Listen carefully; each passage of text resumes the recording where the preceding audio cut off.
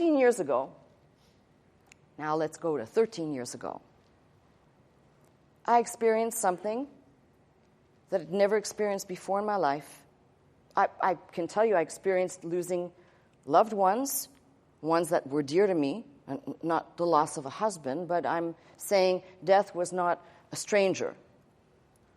But what was people whose design was evil and mischief, who set out on a mission to, if like a jealous woman, if they could not have what they wanted with this ministry, their course was to destroy it. It started with some of the most core inside people, some who had years of being here. And this will take me into my message, so just indulge me, because I live interwoven in reality of my life and the reality of what's on these pages. While these things were happening, I could not believe it because I'd never known that. I want to say I've lived worldly and lived out in the world and have done lots of living, but I never experienced this type of hatred, this type of treatment. Never. I'm not asking for your sympathy, because as I learned from these lessons, God had something to teach me. And until that lesson was clear in my brain, the people who were set on this course, they could have their victory. Until God was showing me finally a few lessons. One was I needed my enemies. Strange thing, I taught you the message on forgiveness. I realized that maybe like the Apostle Paul, had he not had people attacking his character all the day long and reminding him of what he did before Christ met him on the Damascus Road, perhaps his feet would have floated so high off the ground and he would have become puffed up in spirit. Now, whether they were messengers of the devil, which he says in one place, being buffeted by the devil, or whether it was in God's greater plan to make sure that this was to give glory to him, that God would obtain the glory for this individual who he turned around and decided sovereignly to use. And I'm sure if we read carefully, there are many people who sought to kill Paul over and over and over again.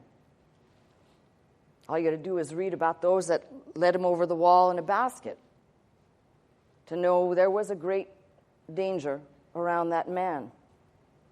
Not because he was Saul or Paul, but because he came as an ambassador for Christ. Interestingly enough, as I said, I never knew hatred like that before stepping into the pulpit. So the lesson of needing my enemies, the lesson of praying for my enemies, which is a foreign thing because it seems like in the flesh you just want an eye for an eye, right? Just whatever they dish out, let's just dish it back. And I guess that the lesson I ultimately learned there is God is going to take care of his own. And it may not be the way we would handle it, but he's going to take care of it. It may not be in my lifetime on earth, but believe me, the one who keeps all the records in heaven and the recording angel, there is the witness. I don't need to say any more. As time has gone on, I have come to you sometimes to share the burdens of the pastorate. And I was, like I said, growing in front of you. I believe probably 2 or 3 years in, I had heard of a pastor who had resigned his post. He was pastor for over 25 years of a congregation, had resigned his post because he had had a nervous breakdown. And I was hearing about this because I would go to a lot of the fellowship meetings, and I would hear about these different people who appeared to be pillars of the faith who would crumble under the pressure of the ministry. Back then, I just thought, well, maybe they were ill-equipped, or maybe they didn't have the right instructions, not understanding that the pressures of ministry are not just the experience of people loving you or hating you, or delivering the good news and some receive it and some don't, but the pressures that come with this position, if a person genuinely desires to help the people around them in the Word of God, really the pressures come mostly from the devil and the powers that flow from him to hinder, to make a mockery of, to destroy, to tear down. And I began to see that there was definitely a pattern. Because for every time that some new person came along on a mission to try and destroy, to shame, to defame, to undo the ministry, to lure people away, it seemed as though each time the magnitude of it would get worse. And each time I would find myself coming a little bit quicker to the reality God is going to see me through. At the beginning, it was difficult. I would simply say the words, but was it in my heart? I have no idea. I just waited. I said it. That was an act of faith in and of itself. But as these things kept coming, and they still keep coming, I now recognize that this is a lifelong battle. This isn't like, okay, now we've won this battle and there'll be no more. But the fact of the matter is, God is in control. The fact of the matter is that God, as I said, takes care of his own. And if we're really going to pay attention to what's in God's book, there are some really good instructions. In fact, they're so good, they've been repeated here so often over the years. Dr. Scott, in his 30 years of ministry, and at least several times in my 14, and if you include the times that we have played this type of instruction on the network, it is unbelievable. And yet when it happens, that is, these troubles, you can easily forget the instructions. It's what happens to most of us. It is a great and perplexing question of the ages. Why do wicked people prosper? Why does God let them continue on? And why do righteous, that doesn't mean perfect, that means people who love God, who love the Lord, why do they suffer so much? And why do they have so much trouble? The answer to that question, at least in part, is found in a psalm, in an acrostic psalm of David that he wrote in his old age. And I take the wisdom of David in his old age today as something not only to look back at 14 years, starting my 15th year, to say God takes care of his own, but if you stay the course, you young ones, you stay the course, God will take care of you. You older folks who are with the breath of eternity on you, you stay the course. God will take care of you because God takes care of his own. This is not the time to ask, how do I know? You either know or you don't know. You either know you love the Lord, and there's no way for you to love the Lord except the Lord loved you first enough to open your heart and your eyes and your ears. So don't make this discussion on how do I know.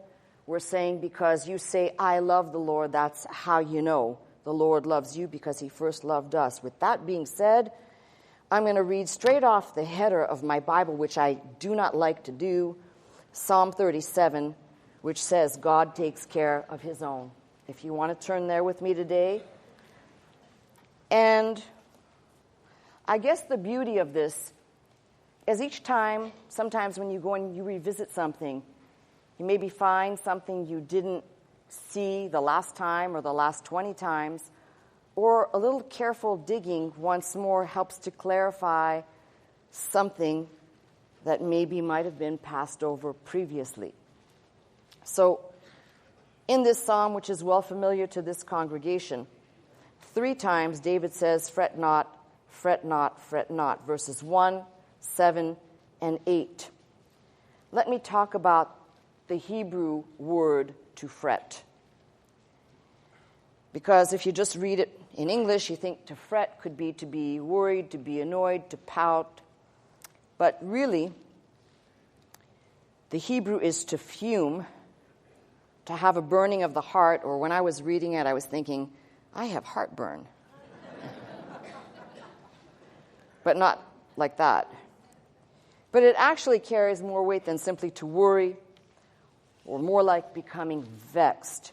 And if you look at the context of the words, that makes it clear that this is not just a little worry fit and I'm upset mildly. Why? Take a look at the context of 3 times that it's used. Fret not thyself because of evildoers. You might say, could you use the word worry? Yes, but it's more intense than that.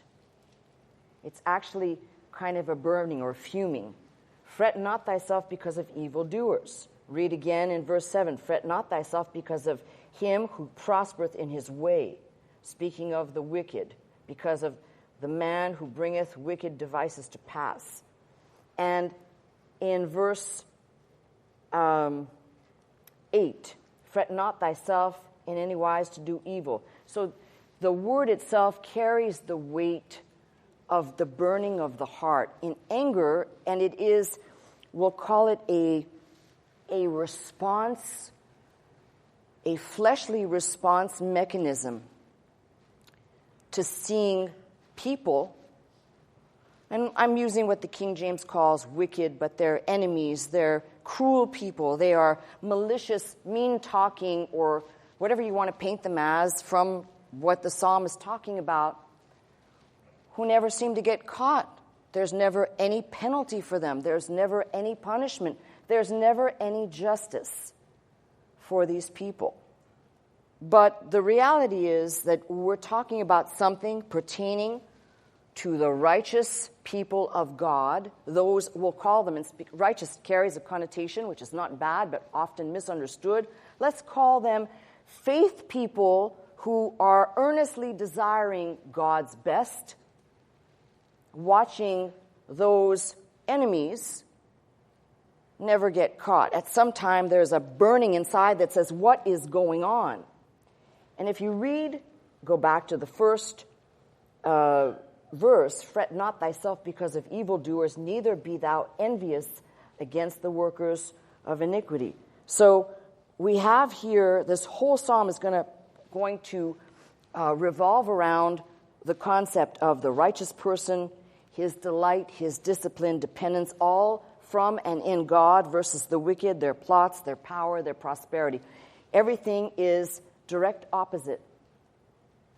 Now, sometimes it feels like we should take matters into our own hands because that's the only way things are going to get fixed.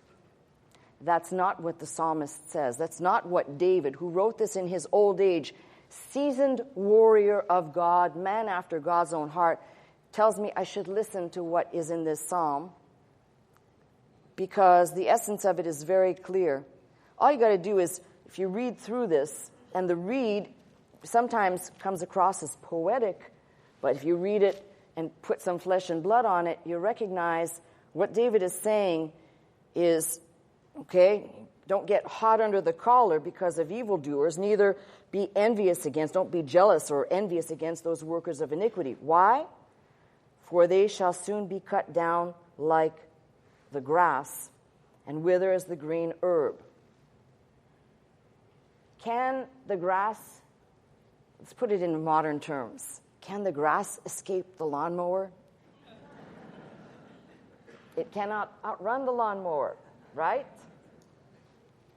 In other words, God will eventually deal with these. Cut down like the grass, wither as the green herb. The next precept, the next instruction, trust, lean in the Lord, and do good.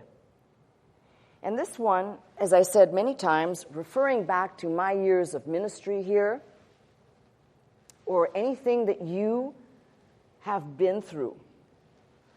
This may be the toughest, not the toughest in this psalm, but one of the tougher ones, to lean, to trust, to lean in the Lord and not in my own ways. Because we're all very savvy on how to fix problems, or most of us think we're savvy. But the Lord, who knows how to cut down the grass, he says, lean on me a little bit, and I'll show you. Trust in the Lord and do good, so shall thou dwell in the land. And let me stop there, because we always have to reach back to what David might have envisioned in writing this, inspired obviously by the Spirit of God, but so thou shalt dwell in the land, much like those that were given the promise of God to enter into the land of milk and honey, God's provision, God's promise. So that trusting, leaning in the Lord, and do good, and thou shalt dwell in the land, the promise for us may be a little bit different, but still remaining the same thing. The Lord will make a way for us, and verily, or in truth, shalt thou be fed. And there are several ways that, if you want to play around with the translation of this, you might say, in truth, thou shalt be fed, or you could equally say, fed by faith, or feeding on the promises of God. You could kind of put that in the perspective of trying to make it apply to oneself. And this is all regarding the righteous person. We'll get to the wicked and their issues in a minute. Next, delight thyself also in the Lord. Now, I remember the many years Dr. Scott taught this psalm, and he used to say, delight thyself in the Lord, and the Lord shall give you the Lord. I remember the first time he said that, and I was kind of like, what? But it now makes sense to me. If your delight is in him, he delights in you. There's actually a passage in Proverbs that says that. He delights in you. Elsewhere, you're the apple of his eye. So if that is true, delight yourself in the Lord, and he shall give thee the desires of thine heart. What's in your heart? Love and delight in the Lord. Lord, I'm praying now, and I'm saying this openly, that I have committed it all to the Lord. The past hurts, the present issues, and the future ones, because there's still yet to come, things yet to happen. But before I start fussing over those things, my delight is in him. Why? Because I know, I've said this before, he loves me. He loves you. The most interesting thing that one could ever possibly think about is that he chose us. He chose you and me, individuals, not born of some precious, noble descent, not necessarily people of society, but that he chose us. I want to stop right there, because I always fly by these things and I don't get the chance to kind of just go, yep. Because that's the one important peg to stop right there. While you may be hot under the collar for injustice or things you perceive as injustice, don't forget how much the Lord loves you. And no, this is not a message about if you'll do this, the Lord will do that, but it is a promise of God. Delight thyself also in the Lord. The Lord will give you the desires of your heart. If what's in your heart is to please God, and that's at the forefront, that's the main thing in your field of vision. You look up Lord, I desire to please you. That very essence is the Lord giving you the desire of your heart. What is in the heart, for example, we'll find later on of the wicked, is to plot and devise against the righteous. That's what's in their heart. And God says, if that's what's in their heart, well, we'll give them their desire, but it'll be heaped on them, not upon the righteous. We'll get to that in a minute. Next, commit thy way, and let's talk about it, the complete way. Roll it all off unto him. Trust also in him, and he shall bring it to pass. What are we talking about? And I know we've made a general application in times past, commit thy way. That is, you can talk about your life and the issues of your life. But let's be specific about this psalm, particularly because I said I was going to use the header, God takes care of his own. Roll off your problems, the things that have got you hot under the collar, heart-burning, your TO'd or PO'd or whatever you want to use, owed. Instead of bringing it as wrath and anger, commit it to him, roll it off on him, give it to him. Why? Because he's going to take care of the other side. But he shall bring it to pass, and he shall bring forth thy righteousness as the light and thy judgment as the noonday. There is nothing greater than this. Now, I just finished reading the history of many of the great preachers, and we're talking about in earlier days, and they all have an interesting common denominator. They all suffered, believe it or not, it usually came from another brother, slander and maliciousness towards their intent in ministry. All you got to do is read the life of Martin Luther. That's an easy one. Now, people will say, well, he instigated it. You think? Nevertheless, I could talk about somebody like, who we'll call him the Prince of Preachers, Spurgeon. And yet, he was dragged through. Everybody has had their lot. This is what I love about this. This verse 6 tells me something about what God is going to do when it's time to vindicate you. And he shall bring forth thy righteousness as the light and thy judgment as the noonday. When it is time for those people who have suffered injustice, God will be, believe me, he will be like a beam of light so bright to vindicate people who have been wronged.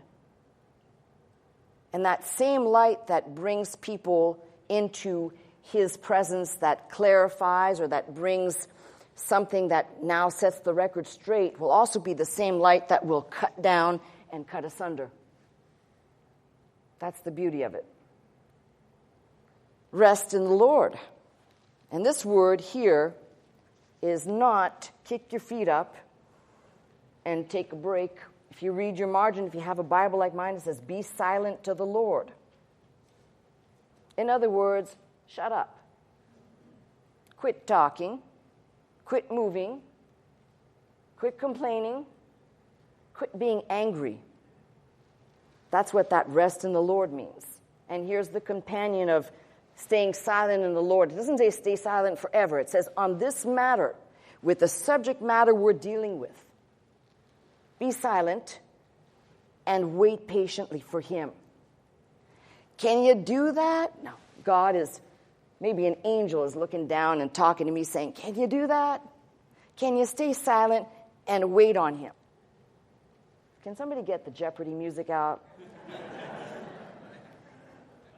Because the staying silent, well, that won't last very long. You know that. Where we love to spread our complaints around, right? And waiting patiently for him. When was the last time you waited patiently for him? And all you got to do, this is why I love this book, all you got to do is read about the people in the book. Some of them had, bugs in the pants, so impatient they couldn't wait. they took matters into their own hands, and God, even when they did that, was teaching them the lesson to wait. When God says wait, you wait. So be silent and wait patiently for him. Not wait patiently for someone who will listen to you. And on that subject of listening, oh, here it comes. Because even I have to learn the lesson. Sometimes I think God gives us clear cues that we're talking to the wrong people or to the wrong person. You ever talk to somebody who does not listen to you? Now, husbands and wives, don't raise your hand. You ever talk to somebody and you know they're not listening to you? Yes, ma'am. I think that's God's way of saying, be silent and wait on me. Because basically what you've just done is you've just wasted a whole bunch of oxygen on somebody who does not have the ability to help you. Shh, silencio. Zip it and wait for me. Can you do that? Fret not thyself because of him who prospereth in his way, because of the man who bringeth wicked devices to pass. Again, remember the fretting, the hot under the collar, the I feel I have been maligned or this is an injustice. Stay put for a minute. And that minute may last your entire lifetime. This is the problem. We think we should see justice in our day. Why? When you know ultimately what the book says, we shall all stand before him. Can you wait until that time? Because you know it's going to be, it's going to be interesting to see what happens. All the people that people said, no, that person, write that person off. That's going to be the one God shines the bright light and says, vindicated. And like a flashlight or a spotlight, enter in. And there'll be other people who will say, what about that person? Look what that person did. And God's bright light will come down and cut asunder. Split in two, cut down. Or just be cast into the lower regions without light. How's that? Cease from anger, which is kind of the buildup. If you talk about the fretting left undone or not committed to him, not rolled off his way, does indeed become anger and also wrath.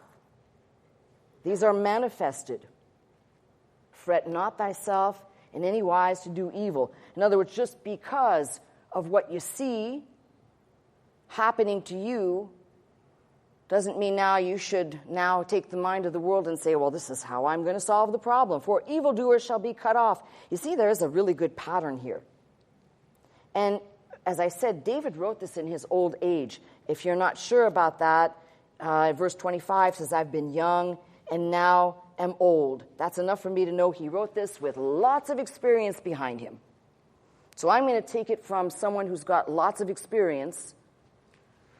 God's going to take care of his own. Might be the 10th time I've said that. I might repeat it some more just until I make sure that you leave here saying, God's going to take care of his own. For evildoers shall be cut off, but those that wait upon the Lord shall inherit the earth. And this is a beautiful indication of how, when we're reading the whole Bible, we read in the Beatitudes, this is what Christ talks about. Those inheriting the earth. He talks about the meek, those that are wearing, we'll call it bit and bridle. Those that wait upon the Lord shall inherit the earth. For yet a little while, here it comes, and the wicked shall not be. Yea, thou shalt diligently consider his place, and it shall not be. But the meek shall inherit the earth, and shall delight themselves in the abundance of peace. Now, from verses 1 to 11, it's really, you've got righteous and wicked. But now we have an unfolding more to tell us more about the wickedness of those that David is talking about. We might now take it for ourselves and read carefully, because as I said, a lot of times we tend to make this a reading of the Psalms, but there is no application to usward, and that is the biggest mistake. You're going to find you can always make an application somewhere. The wicked plotteth against the just, So if you want to put down something right there, put plot, plotting, plotteth, I don't care, you can just circle the word, because that's what the wicked like to do. They like to plot. And let me ask you this question while we're at it. So I'm not making it about me. Let's take somebody, I'm randomly saying somebody over there, you feel you have been attacked. Why do these people plot against you? What is it about you that they plot against? And this is the thing I have said repeatedly. And once you settle this, peace comes. It has nothing to do with you. It has everything to do with who you serve.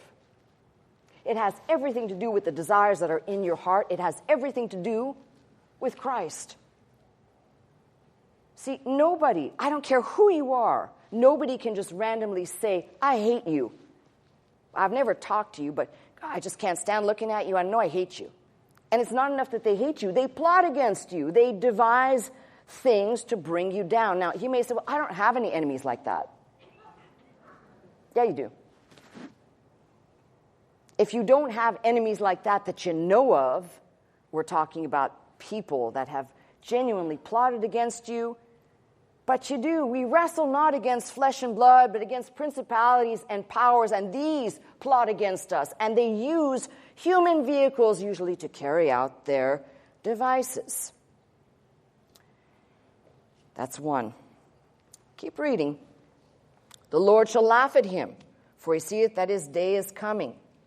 Here we have wicked again, the wicked that plot, but the Lord's going to laugh. Why? Because the Lord sees. And if you want to put something in your margin that tells you more about God than about your condition, is the Lord sees. The Lord is not turning a blind eye. He sees it all.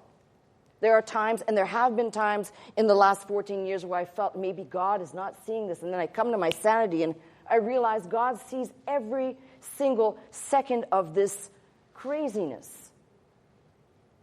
And maybe initially it's not that he's laughing, but he sees it all. Are you in trouble today? Because the Lord sees it. Whether you brought it on yourself, whether you didn't, whether you're being attacked. The Lord, if you believe that he is Lord and he lives to make intercession for us, he sees it all. Let's go back to the wicked now. The wicked have drawn out the sword.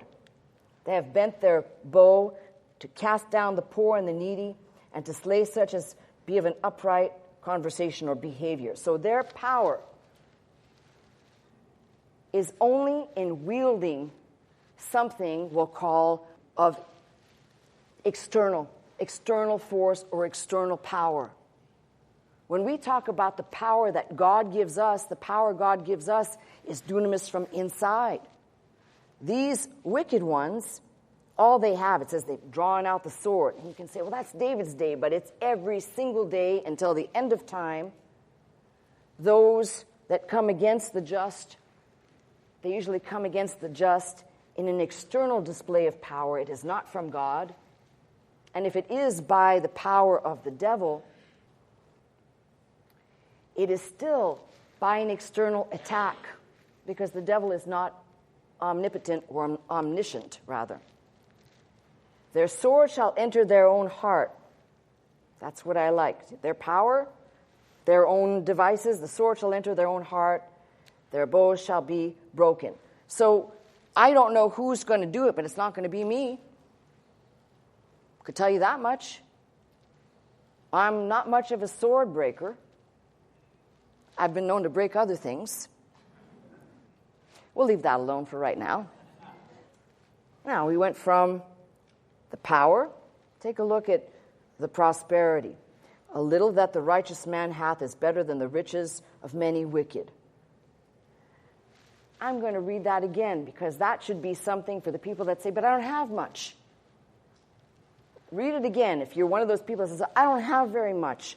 A little that a righteous man hath is better than riches of many wicked. In other words, whatever you have, that's little. Think about it this way. The widow with the little bit of what she had, that God then manifested into being enough and sufficient. versus the overabundance of the wicked. And this is why when people say, but I don't have, and the focus, I preached a message a week or two ago on what God will do with your insufficiency. Recognize this. A little that you have is better than a whole lot that some wicked other person has. For the arms of the wicked shall be broken, but the Lord upholdeth the righteous. He has got me. It doesn't mean that he's going to prevent me from things like falling into temptation or falling down, but the Lord has me. In this context, the arms of the wicked shall be broken, but the Lord is holding the just ones up. He's holding them in place, if you will. The Lord knoweth the days of the upright. So the Lord sees, the Lord upholds, the Lord knows. He knows, just like David's writing in Psalm 139 about thoughts afar off, if I make my bed in hell, if I take flight, like any place that I might go, the Lord knows my days. Not only does he know the days as I live them, he knows my days as they are numbered. I don't. He knows them. And I have to put this in here because it's a must. I really have come to this absolute, it's impossible. When I look back at my life and I look at all the steps and every place that I have been, the timing of my life ending up to be by Dr. Scott's side, I always have to look back at this and say, the Lord not only saw, but the Lord knew. The Lord guided. Later on, it'll say, the steps of a good man are ordered by the Lord. Well, all of that was happening. The Lord was entering in. Why? Because the Lord takes care of his own. I'm going to ask the question now because I've just repeated that. Are you his own? Yes. That was about 75% of you. So for the 25% that weren't sure, if you're here and you're listening, it's because you have a desire for him. That means you're his own because no man can come except you be drawn by him. So let's do that again. Are you his own? Yes. Then God takes care of his own. And any part of this, in whole or in part, is yours to lock on to. He sees what you're going through. He'll uphold you. He knows your days. He knows your suffering. He knows the things you've been through. He knows when you are, I'm trying to find a better word than this, but I can't. He knows when you're fudging it versus faithing it. It's the best word I could find. Lord knoweth the days of the upright, and their inheritance shall be forever. Unlike the wicked who will be cut off, their days, their inheritance forever. They shall not be ashamed in the evil time. And that's what happens a lot of times. We forget God, we forget these promises, we forget that he sees, he knows, he upholds, and suddenly when things come upon us, we can run to the mindset of I better hide myself, I better move away from all this, rather than say I'll stand even though maybe people will hate me more. Maybe people will like me less. Maybe people won't like me at all. But I will stand because I will not be ashamed in the evil time. And in the days of famine, they shall be satisfied. How about this? When the stuff's headed my way, I won't be ashamed. Somebody says, well, if you're God's God, he's letting this happen to you. Well, how about God's letting you have a history lesson in what may be lacking in your life, and possibly there's a lesson for each and every one of us. Every time something happens, I always think, is there something God wants me to see in this? And I'm talking about serious stuff, not going to buy toilet paper. Something serious. Is there something God wants me to see in this? And in the days of famine, they shall be satisfied. That also means the Lord's going to provide for you. Let's go back to that, those that have little. A little that a righteous man hath is better than the riches of many wicked. Well, how about this? In the days of famine, they shall be satisfied. Those trusting the Lord, knowing he sees, he upholds, he knows, even when famine hits, they shall have enough. He is the enough God. El Shaddai, sufficient. That means even when I think I'm going through some form of a famine. Okay, survey time. We're not talking about lack of food now. Has anybody felt like they've been in a spiritual desert and there's no cameras on you. It's just me looking at you. Spiritual desert, famine time is hit. Okay. I don't think that is an uncommon symptom or situation for a believer to be in. In fact, I think it's in those famine times that we have to go, praise God, He's going to take care of me. I can't see. My eyes have been clouded over. I've told you this before. How many times people say to me, I think I'm backsliding because I just can't see. I don't feel connected anymore. I don't know what's wrong with you. Just the very fact that you're saying that tells me you're aware that there's something going on. It may not be backsliding. You're aware something's going on. Something is shifting in you, and maybe it's you shifting, and maybe it's God helping you shift. Maybe God is saying, you've been staying there too long, right? Oh, feel better now, right? Had to get that out.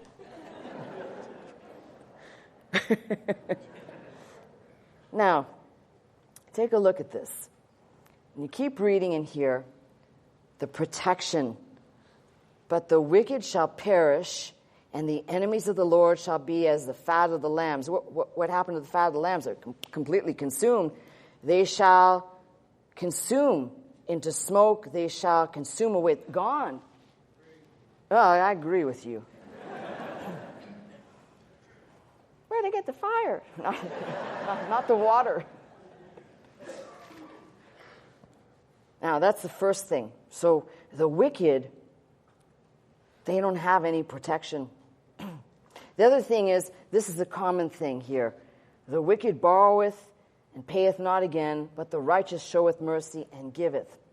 For such as be blessed of him shall inherit the earth, and they that be cursed of him shall be cut off. Again, here's the repetition of the just, or the goodly, or the righteous, and the wicked.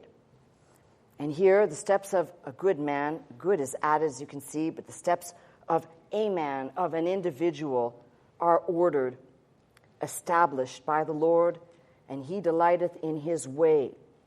Read these two verses together, you must. Steps are ordered or established by the Lord. Though he fall, that tells you that there is the potential for that. He shall not be utterly cast down, for the Lord upholdeth him with his hand. So twice we have the idea of the Lord is holding up. And I can tell you over years of, not just years in the pulpit, but years of being by Dr. Scott's side and watching and knowing, this is something that is so full of grace if we can just wrap our minds around it. The Lord orders our steps. He establishes a place for us to walk in. He says, this is the way, walk ye in it. What do we do, though? We're always the same way. We see the path, and we say, gee, I don't know about that. Yeah. We start to complain, we get a little skittish, and we do what sheep do, and we go off in different directions, which is definitely the definition of sin.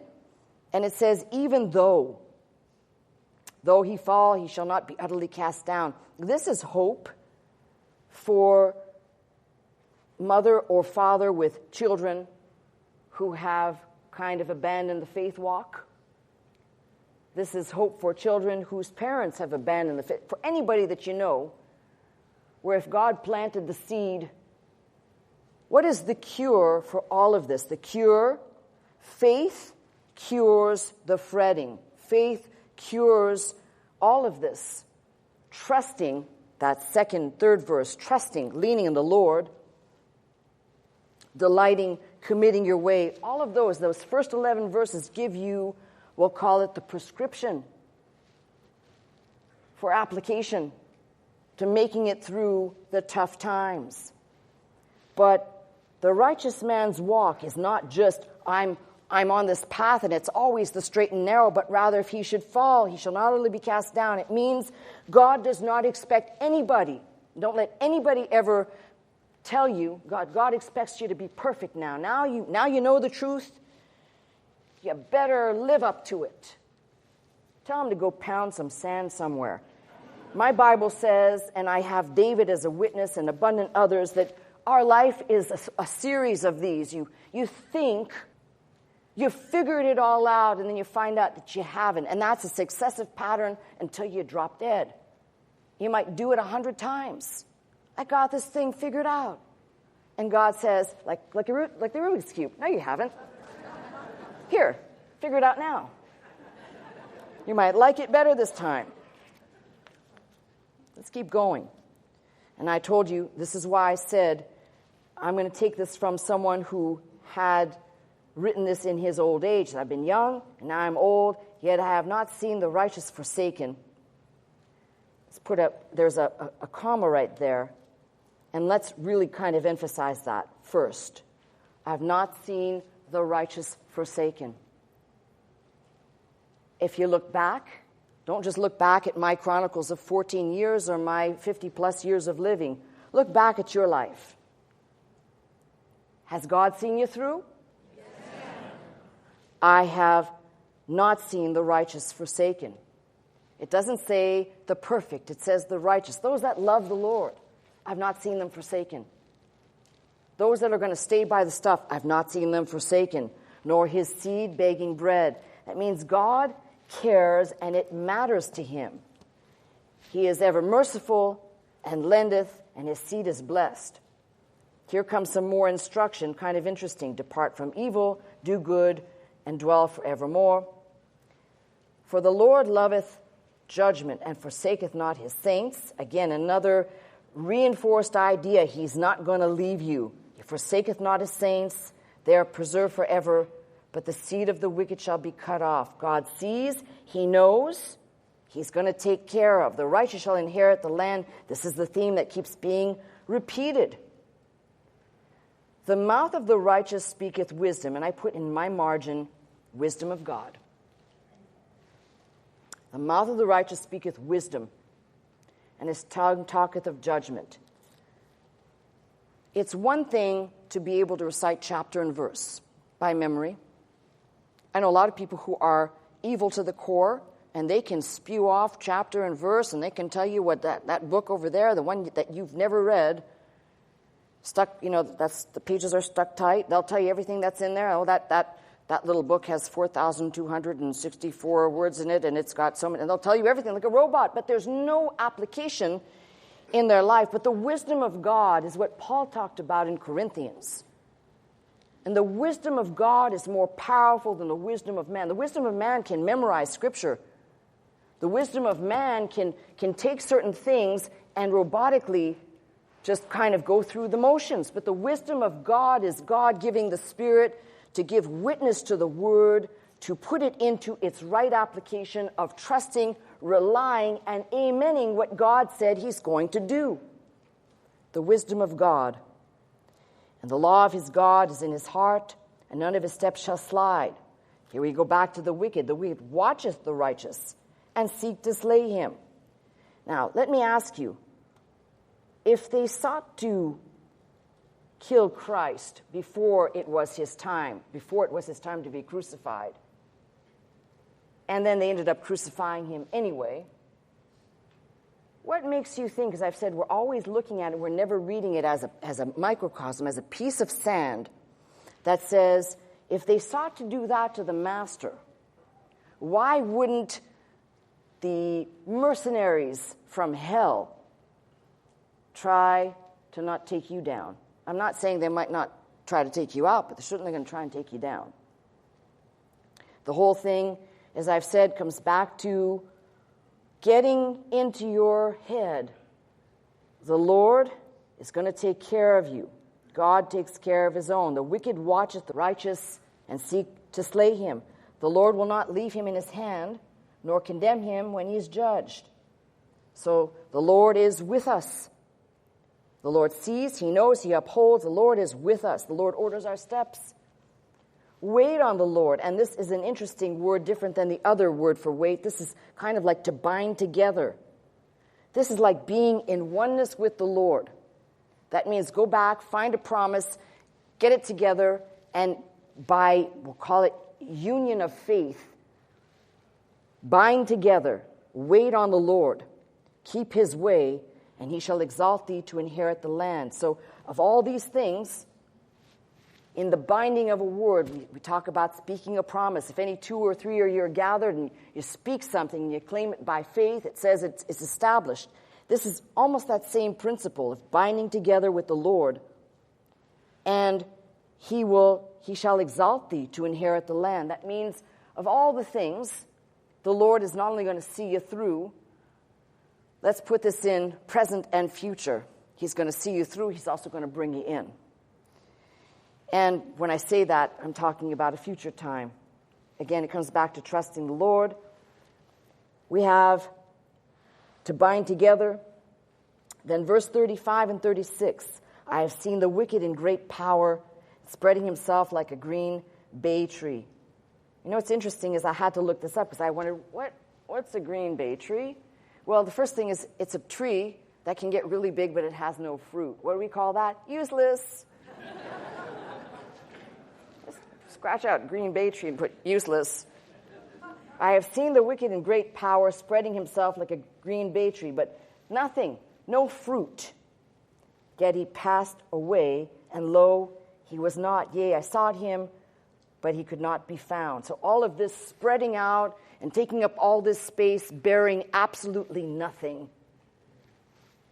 Mark the perfect man, that's italicized too, man, and behold the upright, for the end of that man is peace. We come back to trusting the Lord.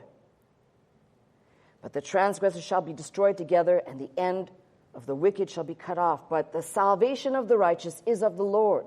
He is their strength in the time of trouble. Let's go back and put this all together. He's not only their strength, it also says the Lord shall help them and deliver them. He shall deliver them from the wicked and save them because they trust him. What is all of this? God takes care of his own. I'm looking at and remembering coming into the studio and seeing little blue pieces of paper posted up in the hallway that were a celebration of Dr. Scott's anniversary. And interestingly enough, I think it was his 10th anniversary. His 20th anniversary. And I remember thinking to myself, 20 years, not counting the years of ministry that he had before he came here, a lifetime, 50 years of ministering to people, 50 years of love and hate, 50 years of gospel and goodness, and 50 years of a lot of trash and stuff that happened along the way to that man that no one should have to go through. And then I realized that is the path for every individual who will walk the walk to fight the good fight of faith. And all I have to do is recognize, if I go back and I'm reading through, God takes care of his own. He's going to see me through. And if I'm really thinking about it, all the things that I might get hot under the collar about usually have to do with this thing. Why isn't God doing this yet? Shh. Silence. Wait patiently on him. And if you start that process and you stop it, start it all over again, because eventually, from this page alone or from the pages of this book, which I have just shared with you of my life, the reality is that God will enter in and he'll work it out. It may not be the way you think it's going to be worked out. It may not be exactly the way you planned it to be, but God's got a better plan. And his plans for you are plans of peace and of goodness and not of war and misery. And yet, in the process, the lessons that you can glean from this will help you maybe the next time when you're walking around saying, why is this happening? Fret not, fret not, fret not.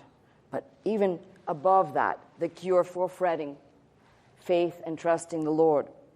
Now, I look at what is ahead, and I think to myself, my late husband had 30 years of ministry, which means I have 15 plus years just to get to where he was. And there are days when I think, I don't know how he did it. That's pretty intense. But what have I just said? This whole message. The Lord's going to take care of you. The Lord's going to take care of me. The Lord's going to take care of this ministry. Why? I belong to Him. You are His. We are His. The church is a people who belong to the Lord. N'est-ce pas? Right? That's what I said. And you even speak French. Wow, that's remarkable. Or understand it. What I want you to leave here today with is something that, although a lot of the words are intense, and this whole message is a very intense subject, but rather what it should do is it should send you out the door saying, you know what? Pastor's right. There's going to be stuff and more stuff and more stuff, but God's going to be with me. He's going to take care of me. My responsibility is to keep faithing, to keep trusting, and to have the knowledge. The battle doesn't stop at the last victory. The battle will continue until there's no more breath in your lungs. And that battle for some may be something that appears small to some and rather insignificant, and maybe for others it's something that is so grand and so the largeness of it is incomprehensible. It doesn't matter. God takes care of His own. Now, my question, just to make sure I repeated it enough, are you His own? Yes, ma'am. Well, then God's going to take care of you. I hope this will be an anniversary message that next year I'll say, you know, I preached that message back there. Fret not, fret not, fret not. I was still a little hot under the collar. Maybe next year I'll have a better application, but I'm going to try this year to put it into practice with God's help. That's my message. I'm Pastor Melissa Scott, pastor of Faith Center, Glendale, California. I teach every Sunday morning at 11 a.m. If you'd like to attend services with us, simply call the 800 number, that is 800-338-3030, to join us. If you'd like to watch, listen, and learn 24 hours a day, simply log on to our website at www.pastormelissascott.com.